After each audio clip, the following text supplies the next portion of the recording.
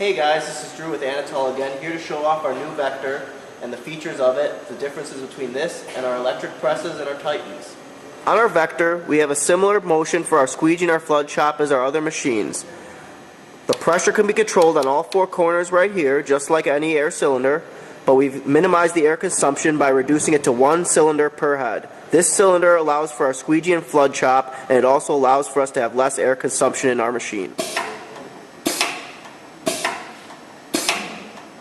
On our Vector press, similar to our electric presses, we have digital off contact. This allows us to change the positioning of our pallets and the distance between our screens with one touch of a button, giving the user complete control right at the user interface. This allows for you to not have to crawl around your press or crawl underneath your press to make these adjustments like some of our competitors. This is our main air pressure regulator. This controls the airflow into our press, and compared to some of our competitors, we set it at a lower pressure, allowing for less use of air.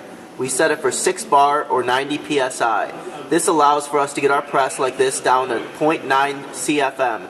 So we are using very little air on our press, allowing for you to add this press to your current compressor situation, or be able to use a smaller compressor like a small pancake compressor or something you can get locally at your Home Depot. In addition to the one cylinder on each head, the only other air consumption by this press is our lock cylinder. This allows for our indexer to open and close. Alright guys, the last thing on our Vector is we have the electric stroke. Therefore we can control the speed of our stroke forward and backward on our control pad based on percentages of 100. You can set it anywhere from 5% all the way up to 100%. Alright screen printers, thanks for coming to check out the Vector, which is all energy efficient and low air consumption. Follow us on social media at Anatol Equipment.